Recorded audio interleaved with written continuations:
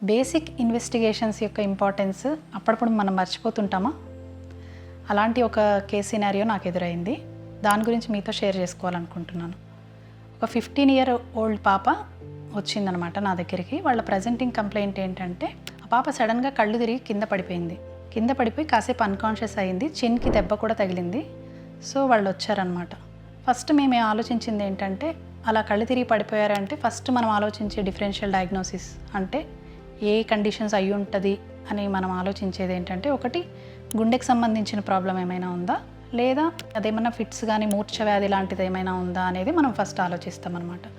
So మేము కూడా ఆ అమ్మాయి గురించి అలానే ఆలోచించాము. First heart conditions rule out చేయడానికి ఈసీజీ 2DAకో పంపించాము.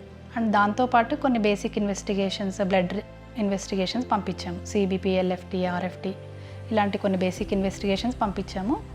సో ఈసీజీ 2DAకో వెంటనే వచ్చేస్తాయి కాబట్టి అవి నార్మల్ అని తెలిసింది. దాని తర్వాత ఈ మూర్ఛ వ్యాధికి సంబంధించిన ఇన్వెస్టిగేషన్స్ చేయాలి. సో కానీ క్లినికల్ ప్రజెంటేషన్ చూస్తే మూర్ఛ వ్యాధిలాగా మాకు అనిపించట్లేదు. సో ఆలోచిస్తూ ఉన్నాను అనమాట. నేను చాలా ఆలోచిస్తున్నాను దాని గురించి. ఈసీజీ 2DAకో నార్మల్ ఉంది, ఇంకేమైనా అయి ఉంటుందా, రిథమ్ డిస్టర్బెన్సెస్ ఏమైనా ఉందా, ప్రొలాంగ్డ్ హోల్టర్ మానిటరింగ్ ఏమైనా చెయ్యాలా తనకి. సో ఇలా ఆలోచిస్తూ ఉన్నాను. I was counselling them.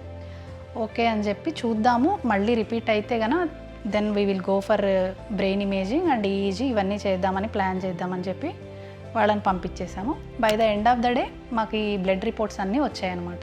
To our surprise her CBP was showing haemoglobin ఎంత ఉందంటే 4.8 ఉంది తనకి. నార్మల్గా 12 to 15, 12 నుంచి 15 గ్రాముల వరకు ఉండాల్సిన హీమోగ్లోబిన్ తనకి 4.8 మాత్రమే ఉంది. So that explained the whole scenario. Severe anaemia తనకి. Severe anaemia was causing her to lose her consciousness. తను పడిపోయి చిన్కి కూడా దెబ్బ తగిలింది అనమాట. సో మరొక్కసారి మాకు ఈ కేసు చూసిన తర్వాత ఏం రిమైండ్ అయిందంటే, ఇంపార్టెన్స్ ఆఫ్ బేసిక్ ఇన్వెస్టిగేషన్స్. ఇవి బేసిక్ ఇన్వెస్టిగేషన్సే కదా అని చెప్పి మనం పెద్దగా కొన్నిసార్లు ఓవర్లుక్ చేస్తూ ఉంటాం అనమాట. కానీ simple CBP explained her condition and solved the problem. So iron deficiency anaemia ఉంది తనకి. 15 year old గర్ల్లో. ఎలాంటి కాజెస్ ఉంటాయి దీనికి, ఐరన్ డెఫిషియన్సీ అనీమియాకి అంటే, ఒకటి మెయిన్గా న్యూట్రిషనల్ అనమాట. వాళ్ళు సరిగ్గా ఫుడ్ తీసుకోకపోవడం, ఐరన్ రిచ్ ఫుడ్స్ తీసుకోకపోవడం, క్రానిక్గా నెగ్లెక్ట్ చేస్తూ ఉంటారనమాట. తర్వాత పొట్టలో నులి పురుగులు పెరగడం, ఇలాంటి వాటి వల్ల కూడా ఈ ఏజ్లో అనీమియా అనేది కామన్గా ఉంటుంది. ఇంకొక రిప్రొడక్టివ్ ఏజ్ గ్రూప్ ఉమెన్ కాబట్టి మెన్స్ట్రువల్ బ్లడ్ లాస్ అనేది కూడా మనం చూసుకోవాలి. క్రానిక్గా ఎక్కువగా బ్లీడింగ్ అవుతూ ఉంది, రోజుకి 2, 3, 4 ప్యాడ్స్ యూస్ చేస్తున్నారు అంటే నెగ్లెక్ట్ చేస్తారు, ఇది కామనేలే అనుకుంటారనమాట. అలా క్రానిక్గా నెగ్లెక్ట్ చేస్తూ ఉండడం వల్ల మెల్లమెల్లగా హిమోగ్లోబిన్ డ్రాప్ అయిపోతూ ఉంటుంది. రొటీన్గా ఇన్వెస్టిగేషన్స్, చెకప్లు చెయ్యరు కదా చిన్నపిల్లల్లో. So she finally landed up with a syncopal attack because of severe anaemia. అంటే పూర్తిగా కాన్షియస్నెస్సే తను లూజ్ అయిందనమాట. సో చిన్నపిల్లల్లో కొన్ని లక్షణాలు కనపడ్డప్పుడు, లైక్ ఊరికే టైర్డ్ అయిపోతున్నారు, వాళ్ళు స్కూల్ నుంచి రాగానే టైర్డ్ అయిపోతున్నారు, ఆడుకోలేకపోతున్నారు, జస్ట్ కాసేపు ఆడుకోగానే టైర్డ్ అయిపోతున్నారు, పేల్గా ఉన్నారు పిల్లలు, ఫుడ్ సరిగ్గా తీసుకోవట్లేదు, అప్పుడప్పుడు పొట్ట నొప్పి అలా కంప్లైంట్ చేస్తున్నారు.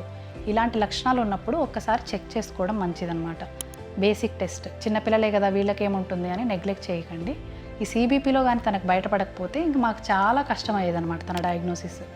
ఈ ఎంఆర్ఐ చేయాలా, ఈజీ చేయాలా, ఇంకా హోల్టర్ చేయాలా, ఇలా రకరకాలుగా. ఇదంతా అందరికీ స్ట్రెస్ అనమాట. సో నెగ్లెక్ట్ చేయకండి. అనీమియా అనేది తప్పనిసరిగా మనం ట్రీట్ చేసుకోవాలి. ఆ అమ్మాయి ఇప్పుడు మూర్ఛపోయి పడిపోయింది. తను ఏదైనా షార్ప్ ఆబ్జెక్ట్ మీద కానీ ఇంకేదైనా డేంజరస్ సిచ్యువేషన్లో కానీ పడిపోతే అది తన లైఫ్కే ప్రమాదం అయ్యే అవకాశం అనేది ఉంటుందన్నమాట. సో నెగ్లెక్ట్ చేయకండి.